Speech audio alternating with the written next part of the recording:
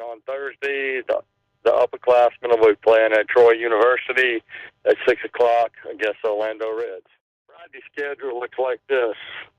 At the Trojan Baseball Classic at the University of Woodback Classic, we got both underclassmen team and the instructional team in that league. At 8:30 a.m., the Cardinals versus the Orlando Reds.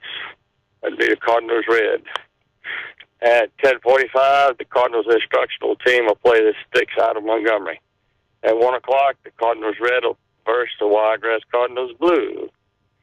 On Saturday, July 9th, we'll have the Wiregrass Cardinals Red versus Sticks at 8:30 a.m. That's at Troy University. At 10:45, the Wiregrass Cardinals Red versus Chattanooga Cyclones. At 1 o'clock, the Wiregrass Cardinals Instruction versus the Golden Gloves.